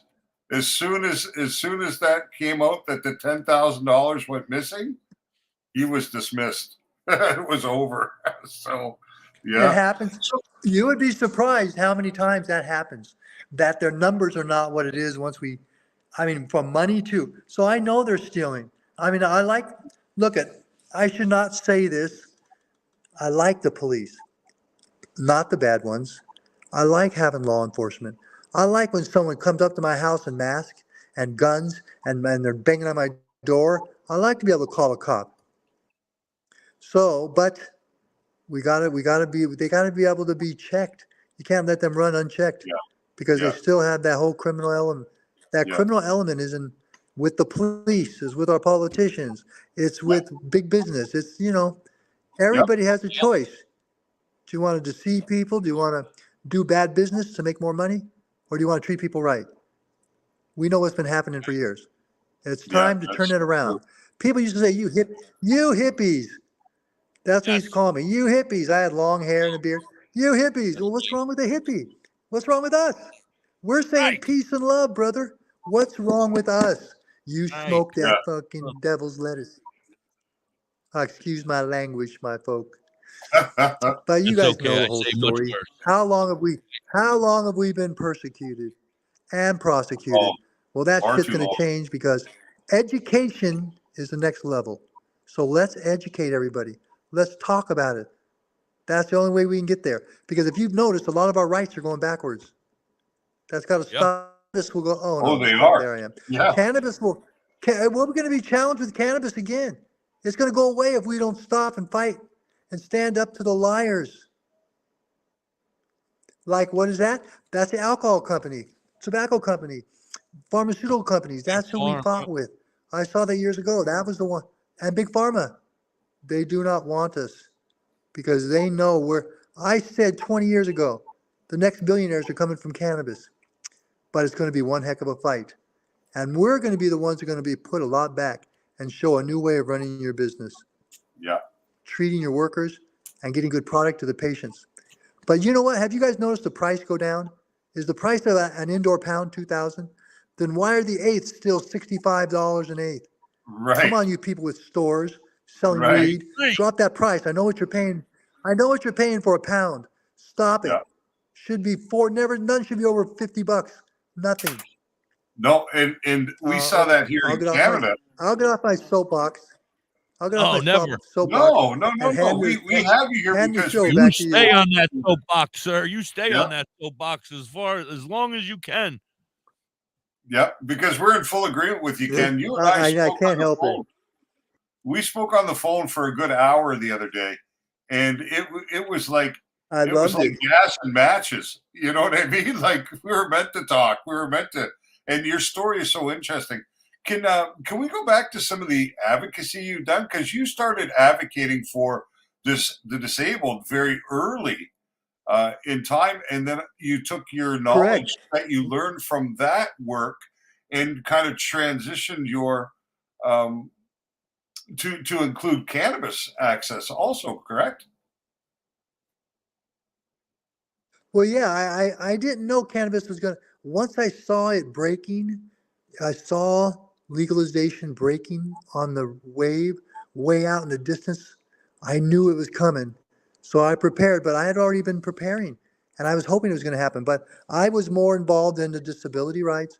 I worked with Dan O'Hara in the 70s. When I was in my rehab in Vallejo, Dan O'Hara, this old rough, grumbly Irish guy, Ken, what you doing? I said, what's your story, Dan? Oh, I came to Oakland from Ireland and I was in the bathroom and someone hit me in the back of the neck and broke my neck. So he was in a wheelchair as well. He wheeled his wheelchair from California to Washington, D.C. Wow. And I remember years ago, we all covered it. His dog even got hit by a car. He called me that day crying, Dad, my dog was killed. Someone did it. I said, oh, fuck, Dan, no way. Wow. But he wheeled all the way there.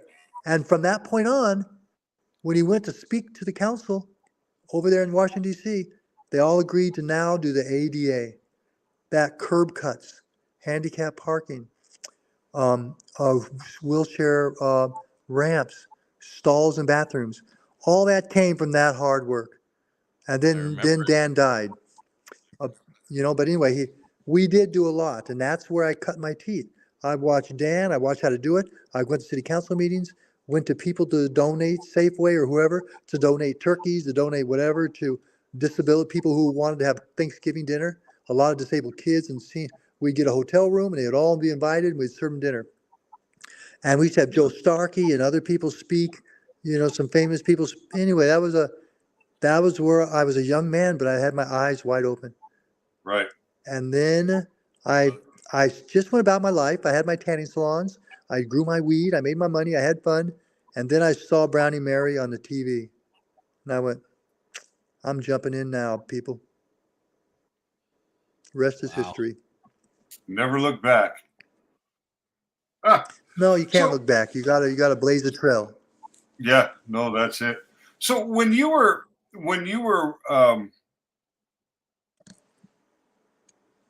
after you had your Grand Daddy Purps and you started working with other strains, was there as great of a knowledge back then of terpenes and things like that? Were people looking at developing strains based upon their ability to target certain types of medical conditions like pain or anxiety or anything like that? Or were people aware of that back in the early 2000s, the breeders and the growers?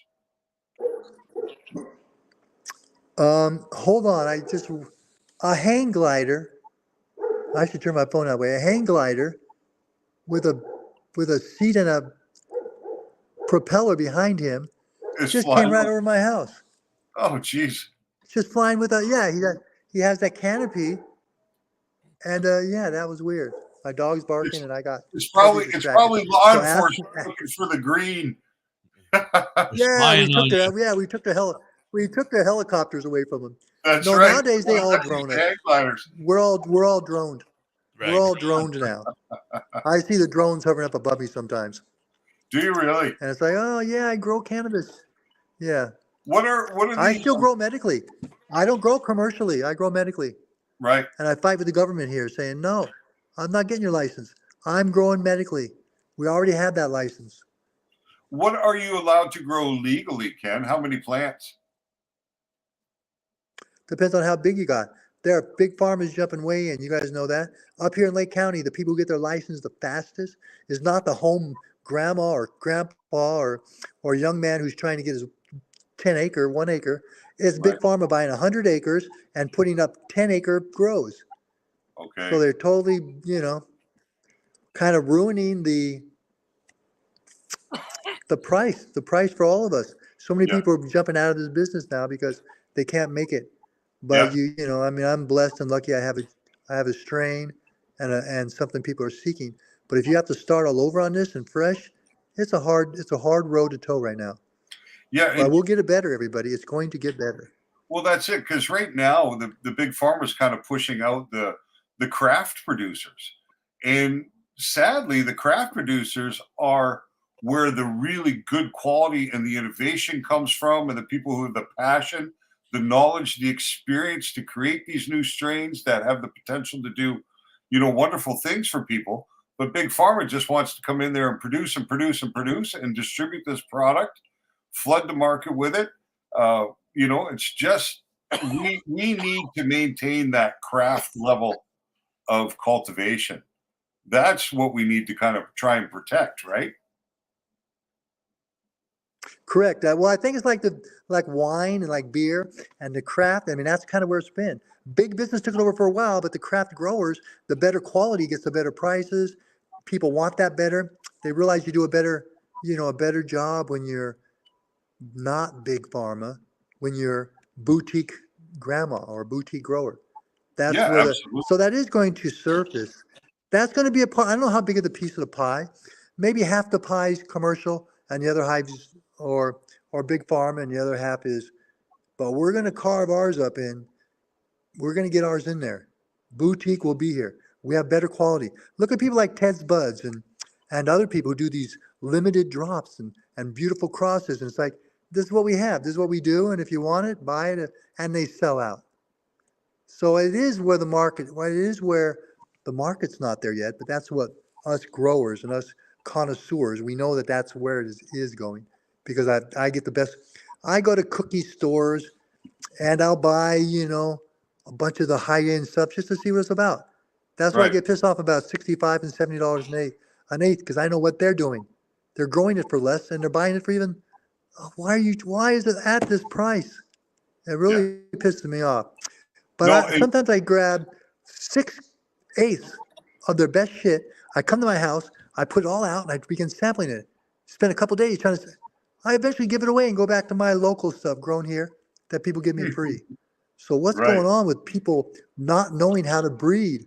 They have ruined our genetics by overbreeding without doing any kind of stabilization, backcrossing, strengthening your genetics, going for the traits you're wanting and developing them, strengthening them, taking them to the level you want. You can't do it in 3 months. It's a year to 2 year process. Yeah, it takes years. Yeah. Yeah. Yeah, it can take a really long time to do that. So this is something I'm curious about, and perhaps you might be the right person to answer. Now, there are times to start from seed, and then a lot of people grow from clone. But what do you think is the longest you should actually cut clones from one, you know what I mean, from one genetic before you revert back to the original seed to start the next cycle? Would it be, could you do it indefinitely, or should you only really, cut clones from one particular plant 4 times or 6 times? Do you have any kind of insight on that? Well, you can kind of tell by your genetics. If your genetics are getting watered down, or if they're beginning to weaken, the plant begins to what I call unwind. The tight nugs are not as tight. Certain things, you can tell when a plant starts weakening. So what you need to do is you need to either remother it. Nowadays, we got tissue culture. Yes. I put Grand Daddy Purp and Candyland in tissue culture, and it came out healthy and vibrant, and the waxy leaves and the defined lines on the leaves, and it just came out beautiful again. So a plant is like humans, like life. They wear out when you overwork them. So you have to learn how not to overwork your genetics, which is what I hope all you growers will start to do today. Understand that. Don't overwork those genetics. They're talking to you. The plant talks to you. Years ago, we didn't have all the science, and we sounded crazy. But the plant communicates with us. It tells me what it needs, whether it's nitrogen or phosphorus or, it'll tell me pH. It'll tell me. Yeah. But you have to have a relationship with it, like a relationship with your dog. I can watch my dog's motions and looks in his eyes and face. I know what he wants. He'll come to me in the morning. I'll look at him and say, "Oh, you need water? All right, I'll get up. Let's go." So the plant is it's a different communication, but those of us who communicate and connect with our plant, we know the plants are somehow connecting with us. I love my plants, I can't lie. I love looking at them. Yeah. Playing music for them. And then they deliver with great smoke. And then I do it again. I mean, what a great life, right? Yeah. No, it's so true, because we talk on this show different times, and me, I'm not a cultivator. I've done a lot of growing, but it's not where I'm passionate, right? I'm more passionate about extraction and product manufacturing. But I've been lucky enough to work with some really incredible growers who have that passion like you do. And it's so true. I've said it before in this show. To be a great cultivator, you have to feel your plants. You have to love them and know them. And you guys just know what it needs, right? You can walk into a room and identify quite quickly when something is off. And then with a little closer inspection, you can figure out what it is. Mm-hmm. Yeah, no, you gain knowledge. And the more you're with it, the more you spend time with anything. I mean, there's a book called The 2-Second Advantage, and which the book is really about gaining knowledge no matter what you're going to do about what you're going to do. Like you guys putting your show on, you probably did a little bit of research. You looked into it, you kind of started, and then we figure shit out. It's all a learning process. Same with cannabis and growing. See, I grow grapes too. I have some beautiful purple grapes up here. In fact, I think Grand Daddy Purp is the Cabernet Sauvignon of marijuana. I think it's its own category. It's top of the line. It's a representative of the indica. And I think the purple lane is going to be around forever, like the Cabernet Sauvignons. Yeah. And it's interesting, right? Because in nature, these different colors usually represent the presence of one specific flavonoid or anthocyanin or something like that. So there could be a correlation maybe somewhere along the line between purple grapes and Grand Daddy Purps or some of these other strains that tend to purple as a natural part of their evolution. So maybe the health benefits that are realized through the consumption of red wine can also in some roundabout way be realized through the consumption of these particular strains. You know, I wonder if there's any reality to that. Well, yeah, I think color and color in our foods, right? You have to eat a bunch of different varieties of color. Color has something to it. I saw a scientist once speaking in Berkeley saying that eat the outside of your fruit and your vegetables because maybe not all of them, but they want you to incorporate all the color you can, because when you strip things down, you'll find that the stuff with the color in it, that color, whatever's causing that color, is actually medicinal, some kind of medicinal properties. So that's why we got to consume different colors. That's why, growing cannabis and medicine, I'm sure some of these different colors, because the cannabis isn't just purple. It's got some beautiful reds, some beautiful yellows, some beautiful greens. I mean, I remember lime green. I love the first lime green thing I ever saw. Wasn't from a lime. It was from skunk. Skunk was just, wow. Right. What's this bright yellow green color? What years did you start seeing? What years did you start seeing the really good weed? When did you see the transition from the cannabis we were getting from South America 75. that was very seedy, and that's when you started to see the transition into the hydroponic stuff and things like that? Oh yeah, no, I went through that whole route. I went through that whole situation. All the best weed was grown outside. Clemmy Gold, Panama Red, Thai Stick, Skunk. It was all grown outside, all the way up to Big Bud, all the way up to Green Crack. But in the 80s, when it came after us hard. You had to start to bring your stuff indoors because they catch you outside with helicopters. So we all were breeding back then. Back then we didn't have mothers and clones. I would have to take a branch on my plant, bring up a male somewhere else, right when it's ready to drop pollen. I put the pollen into a bag, kill the male, and then I put that bag over a branch. And I had my seeds for next year. That's what we all did. Huh. And then we always had some kind of variety. But I do like mothers and clones because once you find something you love, now you keep it. Because, we've lost so many wonderful strains. I can't think of all the great strains I've had. So to be disappointed nowadays while I'm smoking, it's like, man, we totally let genetics go. What happened to that? I do believe the genetics now are going to go back outdoors. Watch if we don't get better weed outdoors than in. I've always thought because your outdoor environment. Yeah, I've traveled to Jamaica quite a few times, and when I'm there, I engage in the culture and enjoy the smoke. And I always find, even though the cannabis doesn't look as pretty in Jamaica as it does, the bag appeal's not the same. The quality of the smoke and the experience, I always find much more pleasant in Jamaica. So I fully agree. I think outdoors, the plants just are better. You know what I mean? So with legalization and things like that, we'll have that opportunity. Wait till we get the bomb weed outdoors again. Now, I used to say, I go around, when I'm trapping weed, I go around, I say no 9 times, and I finally say yes, because it's the weed that makes me say yes. I said that 30 years ago. Today, I'm still saying it. Why is this crap out here still being grown? We need to focus on the medicinal strains because they work for both levels. I don't want a girl who just looks beautiful, but is stupid, that is mean. None of that stuff. So it's my cannabis, I want the same thing. That's a great analogy, actually. I want something that works. Yeah, absolutely. Huh. That's pretty cool. When you think about it, but it's very, very true. Where I was thinking, where do you envision any kind of timeline for seeing federal legalization in the States? I mean, what do you think might be the transition? I know what I think. It could be still a ways off for the federal legalization, even though there's such momentum. But what do you think? I really thought it was going to change like by 2020 or something.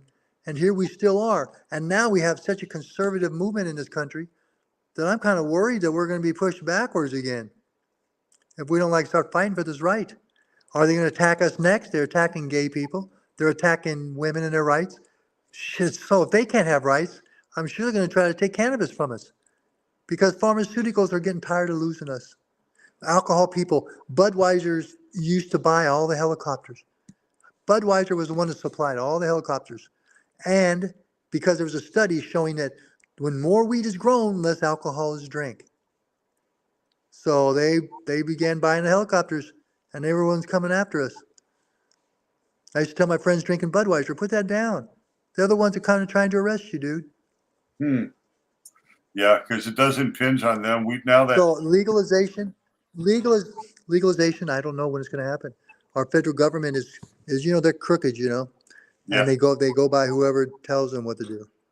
So Right. I just hope that we can pull together. We got to become a stronger presence. We cannot pull away. We have to pull together. We can't compete. We got to collaborate, and we have to pull together. And we have to be socially active. How do we stop being apathetic? How do we foster that kind of environment? How do we what?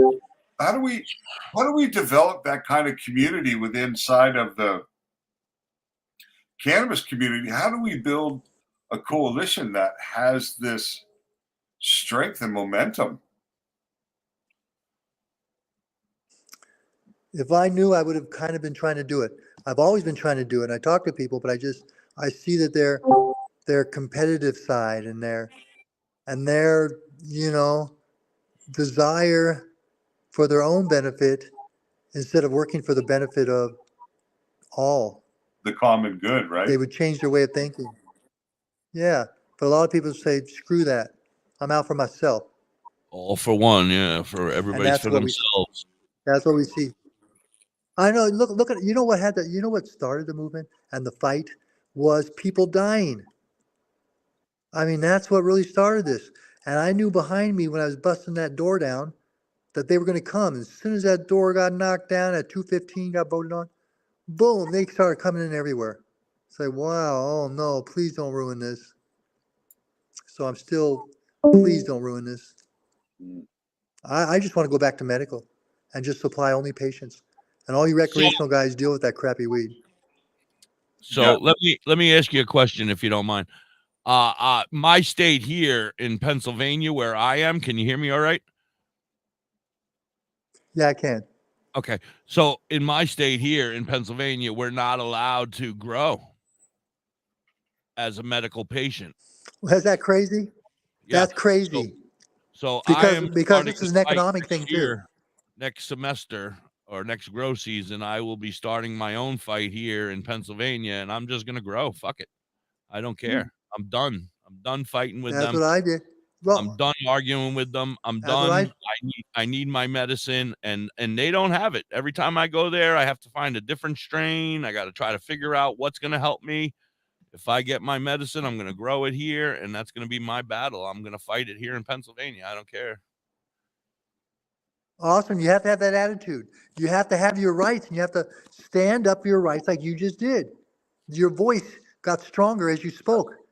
Yeah. No, you're not going to do this to me. No, this is my right. I've had to sit in city councils and yell at people I don't even know. And I don't want to be like that. I don't have to dig down and find that warrior all the fucking time. Other people wake up. Yeah, the beauty of the states is that when you do have to face the legal system, you have the option of a trial by jury.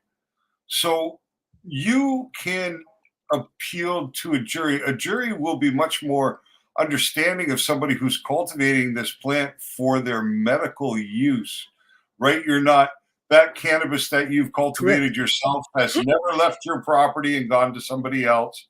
You know what I mean? You've used it for yourself. You've done it because you can't afford to continue to obtain your medication through the conventional means or the means that are allowed by law. And that's how we can start changing things too, with decisions in courtrooms and setting precedents and things of that nature, right? But unfortunately, it takes the sacrificial lamb, just as as we were talking about the other day, talking about Mark Henry, who fell on the sword for cannabis rights and is still suffering the consequences. Oh, I know. I was from those days, those stages, Yeah. and I watched a lot of people take those beatings. I took the beating. I live in a small little house up in the mountains now, and I used to have 5 homes, 200 acres on Reed Mountain. I had my own plane. I used to fly around. I trapped by flying. I hated driving, and I had my boats and my kids, and you know what? They tore me a new one. They took everything from me, except guess what? They didn't take my fight. They didn't take my words. I'm still out here and I'm not going away. You can take everything away from me, but you're not going to break me. Because I know what you're not going to do. You're not going to break me. Yeah. No, that's absolutely. I mean, Did you know? Yeah. That's what it takes. That's what it takes, my friends. This is something that the hippie might not know, but he'd appreciate the fact that because he runs a radio station. Ken has done some recording. You have some music out there that's cannabis themed music, don't you, Ken? Yeah, I do. I got Medicine Man, and it's on iTunes. And what happened is I got after I got raided on my 3rd time by the feds in 2009. I said, well, how come I know a lot of rap artists from E40 to Keith the Sneed, and they did that one, tell me when to go, tell me when to go, tell me when to go dumb, and then they do that one part. He goes, and then Keith Sneed comes in saying, "Nah, I'm gonna smoke something down in the bay, smoking some of that Grand Daddy Purp down in the bay, or smoking with Kens from that Grand Daddy Purp," something like that. He does, but that guy turned me into a legend right there. That started the whole game. Everyone began coming to my store in Oakland, and Grand Daddy Purp blew up from there. But I forgot why I came out. Why was I telling you that story? What were you? Oh, because talking about your music. Into that story. Yeah, because hippie likes to play a lot of cannabis music on and the WPHT music. radio, right? So, It's yes. the station. No, that's right. No, I forgot. I was going somewhere with all that. You're right. So then I decided to I got pissed off. I said, how come you guys aren't giving albums of protest? You did in the Vietnam War and you're not doing it for cannabis? I mean, this is your spot now. And so I have artists come into the studio and they would sit there for hours trying to come up with a whole song. So finally I said, hold on, man, my mind's sharp. I got this stuff down. I'm going to come up with some hooks. I'm going to buy some beats. And you guys come back in here and just give me a verse. And an example was, one of my songs is called Medical Patient. And I came up, and this is one of the first ones I came up with. They called me and say, well, what's the hook? I said, well, let me call you back. I called them back 5 minutes later. I'm a medical patient and I use it. I'm a medical patient and I produce it. I'm a medical patient, and if you think I abuse, I got news for you. You's all confused. I'm a medical patient. So that was one of my hooks. I love it. Nice. Ken, So if you listen to that, album. I'm sorry. sorry. We're out of time. I see it. Yeah, sadly, we have are. to end because we are live on CBG TV and we love them and we don't want to break their rules. It's all right. I want to have you back, It's though. all right, man. Promises, Ken. I'm a You'll strong come back man. I'm and strong. live I with can us take it. sometime real soon. Don't cry. It's okay. We love you. I'll come back. I love you too. I'll come back whenever you want me to, brother. It's all about education now. We got to push on education. Yeah, and absolutely. Don't stop inspiring people and pushing people. And now that thank you for your show. Thank you for letting me on. Oh, thank you for coming. Absolutely. Thank you, guys. So appreciated, Ken. Thank you so Thank you, much. Garrett, for all your hard work over there, buddy. Even though we're getting it together. And now we know how to get you in. We'll be able to get you in next time, and we'll enjoy the full opportunity to spend some time with you. Absolutely. Much love. Thank you. Yes, I'd love to tell about my new projects. Yes. Oh, thank you, guys. I love your show. I can't wait to be on again. Absolutely. Thank you so much, Ken. All right, my brothers. Peace. Have a good